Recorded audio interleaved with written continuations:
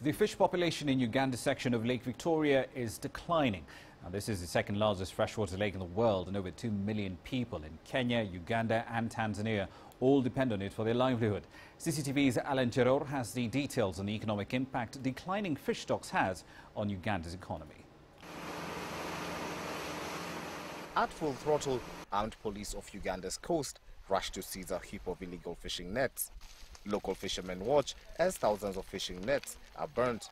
Undersized nets have become a major contributor to the depletion of Nile perch in Lake Victoria that was once thought to have an infinite supply of Nile perch. After decades of overfishing, it now houses a dwindling population. The European and Australian market's big appetite for Nile perch fuels a borderless fishing in the Ugandan region of Lake Victoria, which compels fishermen to go to great lengths to meet the demands of this prosperous trade. But according to 29-year-old fisherman Senoga Richard, even with the high demand of Nile perch, the current low-grade population of the fish in the lake is causing most fishermen to incur losses.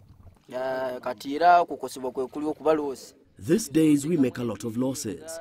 We buy hooks and live bait to catch Nile perch, but most of the time the bait dies even before any fish is caught.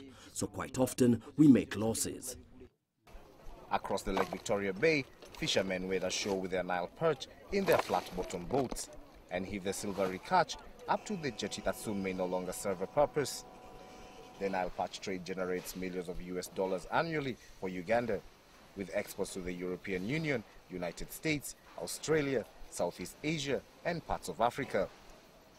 Fish processing factories have been one of the hardest hit by the decline. Forced to operate on below average capacity, they have been subjected to costly expenses to regulate the business. The fact that there's not enough fish really to run all these factories at reasonable capacity. We are not even talking about full capacity. So currently the factories are running at a small percentage of their actual capacity. So we have too many factories running after too little fish. But fortunately, some action is taken to try and rectify this situation.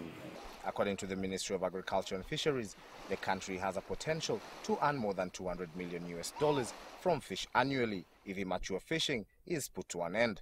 Lack of proper legislation in the fisheries sector to eradicate illegal and detrimental fishing has seen the annual exports bundle continue to dwindle, making local fishermen wonder if earning a living from this lake will soon be a thing of the past.